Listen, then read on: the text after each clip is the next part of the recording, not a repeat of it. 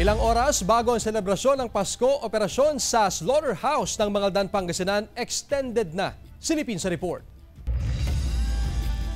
Ilang oras bago ang selebrasyon ng Pasko, tuloy-tuloy pa rin sa operasyon sa slaughterhouse sa Mangaldan, Pangasinan. Extended ang pagkatay ng mga baboy sa bayan dahil na rin sa mataas na demand. Sa monitoring ng Agriculture Office, tumaas ng halos 70% ang demand sa karne ng baboy. Mula sa karaniwang 60 hanggang 70 heads ng baboy na kinakatay kada araw, umakyat ito ngayong bespiras ng Pasko sa halos 150. Natin na talagang in demand ang mga karne, manok, dumami rin ang mga katay nila ngayon. Inaasahan na hanggang mamayang gabi ay marami pa rin mamimili ng mga karne sa palengke. Gaya na lang ni Josie na pagkatapos pang magtinda sa flower shop at saka mamimili sa palengke. Dahil late na siyang mamimili, umaasa siyang hindi nasiksikan sa palengke. Ay talaga hindi natin maiwasan, ma'am, kasi alam nyo naman occasion day, saka alam mo naman kahit na maraming bumibili. Siguro mga hapon hindi na siguro. Sa ngayon, walang paggalaw sa presyo ng karne ng baboy na nasa 320 pesos kada kilo. Tiniyak naman ng Agriculture Office